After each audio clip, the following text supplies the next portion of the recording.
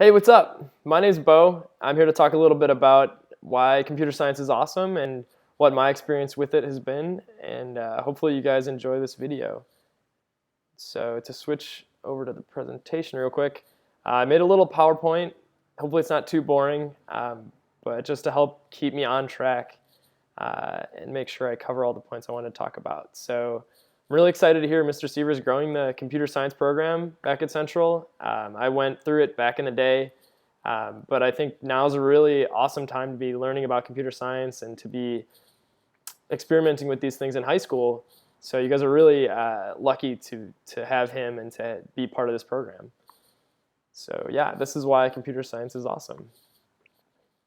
A little bit about me. Again, my name's Bo. I went to Crystal Lake Central back in the day. I graduated in 2011, went through the computer science program. After that, I went to University of Illinois, where I studied computer engineering, and I just graduated in May, actually. And now I live in San Francisco, and I work as a software engineer for a company called Workday. So at Workday, we build HR software for other companies. So if you're like an employee for a company who uses our software, you could like request time off or look at your benefits or pay stubs through our web application. And specifically, I'm on the search team, so we maintain the search engine for all of Workday. So kind of starting from the ground up, what is computer science? People who don't really know what it is, you could probably guess a little bit just by the words in it. It's kind of like the science of computers, but that's kind of an obvious sort of definition.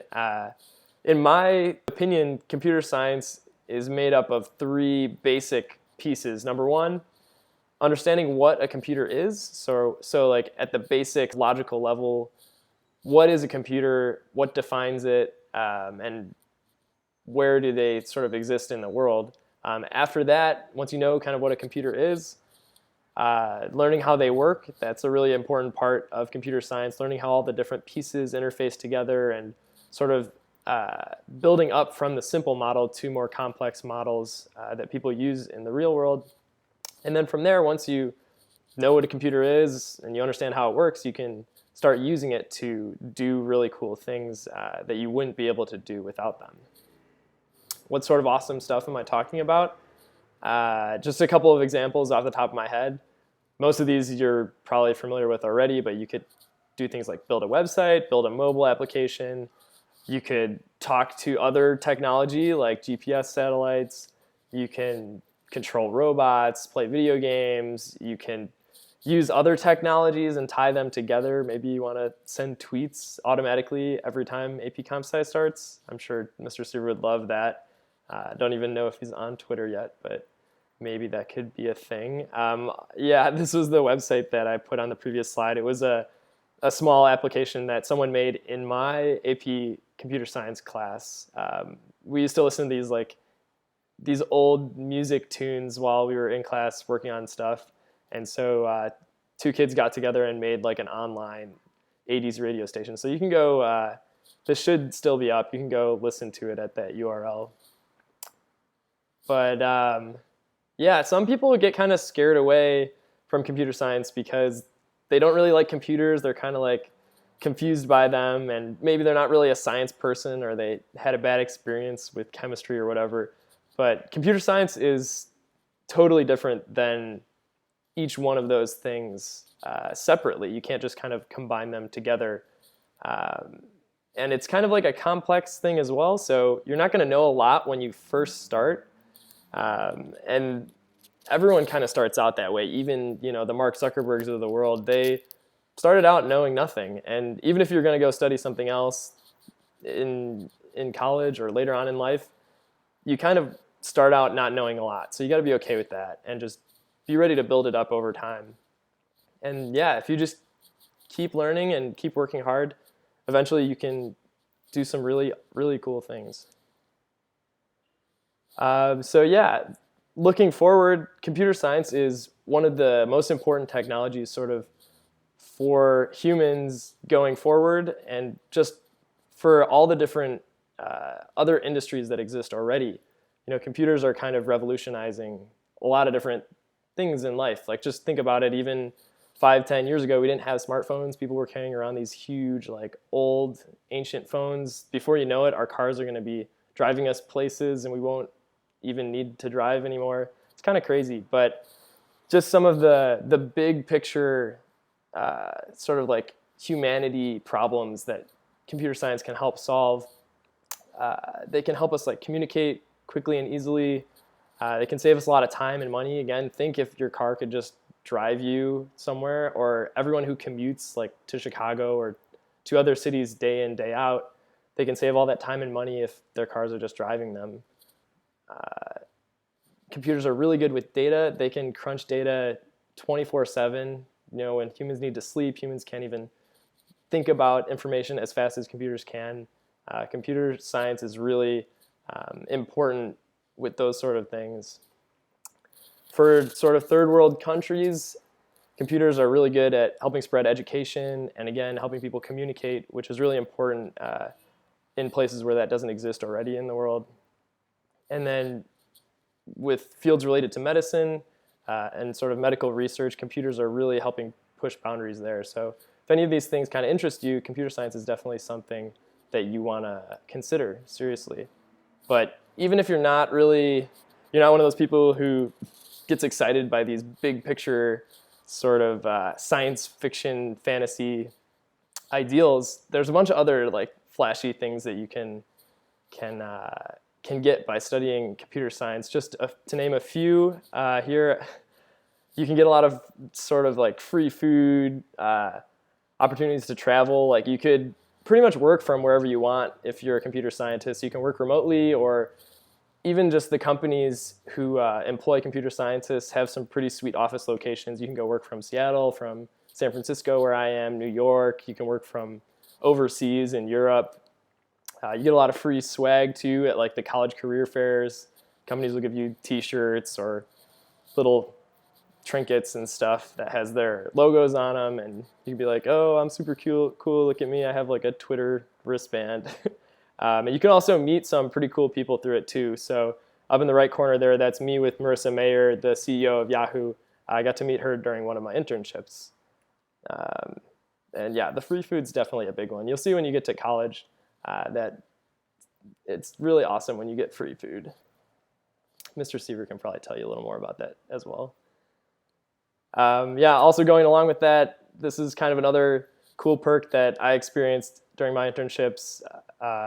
This past summer, that's me and one of the recruiters and 3 of my really good friends. We interned at Microsoft, and all the interns last summer got free Xboxes, so that was kind of a cool thing. Also, just over the summers, we did all kinds of cool stuff. Like we went skydiving, we got to go to baseball games, whitewater rafting. We went mountain climbing, got to see some sweet sights in San Francisco, painted some Tom's shoes. Not all these things were like sponsored by the internship programs, but just having the chance to go work in another place and getting to explore the area and meet new people, it's all part of the experience. So definitely get excited about this stuff if you guys are seriously considering computer science. So also part of that same sort of idea, a lot of people who don't know about computer science just see it from the outside and they have some sort of misconceptions about it. So 3 sort of like main ones that I've seen that I think don't really get talked about a ton. I'll just go through them here. Number 1, you don't have to be a nerd. So just thinking back a couple slides to those photos I showed, we spend a lot of time doing other things than just coding. And I'll talk about that in a little bit as well, but you definitely don't have to be super nerdy to study computer science, although you can be. Like, that's still really cool if you are super nerdy. But the best computer scientists possess these 3 things. They're logical thinkers, they love solving problems, and they just don't give up. So if you think that you could learn to have these qualities someday, I think you should definitely consider computer science. And honestly, if you can learn to be a logical thinker, you can learn to love solving problems, and you really persevere through lots of challenges, you'll be good at whatever you do, whether it's computer science or whether it's any one of these other sort of areas. Just I thought of some off the top of my head, but honestly, you'll be good at whatever you do in life if you can be good at these three things. So, and also, yeah, so if you decide to start in computer science and later on you find out you don't like it, you can pretty much go from there anywhere else. So I definitely would encourage you to start learning about computer science, even if you think that someday you might want to transition into something else. Second myth, this kind of ties into what I was saying before. As a computer scientist, you really don't spend all day alone in front of a computer. Computer science is all about working with other people together in teams. A lot of the big advances that are made today in like technology and in computer software are not made by a single person alone. They're really made by these huge teams of people collaborating together. Communication is really key. A lot of times, teams, will take breaks and go do outings together just so that you get a breath of fresh air. You're not constantly coding all the time. It's really important to sort of think outside the box when you're working with software and when you're doing these sort of things. So this is a picture of me and my team last summer in Seattle. We went on a hike just one day after work. These are some other pictures of fun stuff I've done at work this past summer, just in the past month. We had like a team building day where we played with some Legos. It was someone's birthday and we got them this like funny cat cake. There was another time when we brought in a bunch of synthesizers to work and like made like electronic music at work. That was a ton of fun. We also took the ferry to Sausalito one day and worked from Sausalito. So we just like packed up our computers and we found a little Phil's Coffee across the bay and just set up there, ordered some coffees, and used their Wi-Fi. And then we also had a team member come in from Dublin, and we went on a tour of the Anchor Steam Brewery. That was a lot of fun. But yeah, so we just like, it's so important to being good at computer science to really like take a break every now and then and not just push yourself all the time in front of a computer. Also, to give you a little idea of what it might look like to work in a computer science office setting, this is a little video I took of my office in San Francisco at Workday. So as you can see, there's not really cubicles anywhere. There's a lot of open space, a lot of window space letting light in. Yeah, so you don't really spend a ton of time kind of pigeonholed up in what a lot of people think is the stereotypical computer geek environment. There really is a lot more to it than that.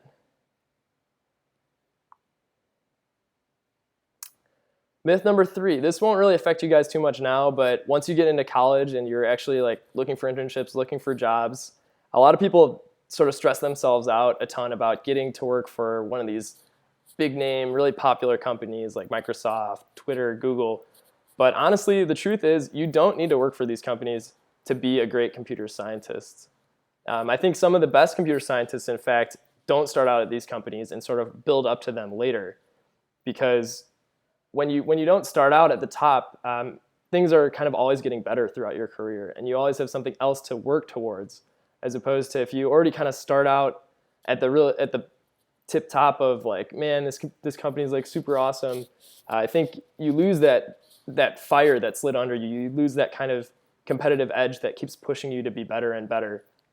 And if you start out somewhere great, that's totally awesome. Like, props to you. But just statistically speaking, most people don't. So don't get down on yourself, and definitely don't lose that ambition. Like, if you want to go work for Google, you want to go work for Microsoft, absolutely. Like, keep that as a goal. But don't be afraid if it takes you a little while to get there, and definitely don't give up. So a sort of quick recipe for success that I put together. Number one most important thing is learn how to code. You can't do much with computer science if you don't understand how to write code. You need to take initiative and build things from scratch. So after you start learning a little bit about a certain coding language or a couple coding languages, figure out something that you think would be really cool. Maybe it's a mobile app, maybe it's like a personal website, maybe it's some 80s radio station, but go ahead and like build that and try to build it from scratch, and just throughout that whole process, you'll be learning so much more than you could by just reading a book. And then at the end of it, you'll have something really cool that you built that you can say, hey, this is mine. Like, I left this as an impact on the world. And that's something that's really awesome about computer science. And then, like I've kind of been saying all along, don't give up. It's going to get really hard sometimes. You're going to make mistakes. You're going to fail. But that happens to everyone in life. And especially in computer science, if you keep pushing through things, the reward at the end of the road is so, so worth it. So yeah, like I said before, if you can keep pushing yourself, maybe you can go work for one of those companies and definitely can achieve your goals. So yeah, what are you waiting for? Go build something awesome. The time is now. This little link here that I put was a project that I worked on towards the end of AP Computer Science, actually. I loved building the sort of like graphical interface type things, like the projects you can actually see what was happening and play around with it. So I found the code somewhere and I got it to run again. It should be, I don't know if you can see it too well in the video I'm recording, but this is just like a little application I made in Java using all the skills that you learn in AP Computer Science. You could build something like this as well. It's kind of a fun little project. If you guys are interested in like the source code, I can probably dig that out. I think I have it somewhere. I can send it back to you. But yeah, if you want to play around with this yourself, just go to this link and download it and then run it with Java. Mr. Siever can help you with that. Yeah, and where to start learning to code. It's a little hard at first because you're starting from scratch, but you got to just pick something and go with it. Again, Mr. Siever can help you with that, and you guys are already ahead of the game because you're going to be doing this already for a whole year in AP Computer Science. But yeah, this is like kind of a fun little first Java program tutorial that I found online. It's really just this very simple hello world program. But for someone who isn't taking AP Computer Science or who hasn't learned Java yet, that's kind of a good place to start doing something simple. Also, more advanced things from there. If you want to practice coding, like algorithms, or practice different aspects of your skills, these two websites have really good like online challenges you can do. They're sort of more interactive. You just type the code in your web browser. You can run it there. It'll tell you like what errors you have. And they're just really good resources in general, especially as you start interviewing for internships and jobs. I've used these a lot in the past to kind of brush up on my skills every now and then. Some tips on your first project. Like I mentioned before, start with something small and then kind of build it up. Don't try to bite off too much at once. You can always iterate on things as you go. Think about what you're really passionate about and build something that's related to that. You know, it's no fun building something that you're not excited about at all or that you don't think you'd use. Make it look cool, make it pretty. A lot of times when people write computer software, you can't see what it's doing. It's more like under the hood stuff. But I think when you're just starting out, it's easier to get excited about something you can actually see and that has some flashing lights or some cool colors. So definitely look for projects like that you can start out on. And yeah, if you're having trouble getting started, just find some code out there on the internet and copy it over, get it running, and then just start messing around with it. Like cut and paste pieces of it, change the different numbers, change the little words that are going on in there. And then as you do that, you'll kind of learn what the different pieces do and like, oh, if I turn this knob, it changes this other thing over here. And the more you do that, the more you'll get experience for when you go out and build something for yourself from scratch. So that's pretty much it. I hope this kind of gave you a little bit of insight into what you can expect from a career in computer science, or at the very least, if you start learning about it for a couple months or a year or longer than that, there are some really exciting things waiting for you. So. And yeah, again, my name is Bo. You can feel free to email me there if you have any questions or you just want to get in touch. You can also find me on Facebook or Twitter or whatever. Just ask my sister if you need more information. Yeah, and then the slides that I just presented are at that shortened link. I can email them to Mr. Seaver as well. And yeah, if you like the background image I used on these, there are a bunch of other ones like that in that Imgur gallery. So yeah, thanks again, everyone, and I hope you guys go on to do awesome stuff. Best of luck. Bye.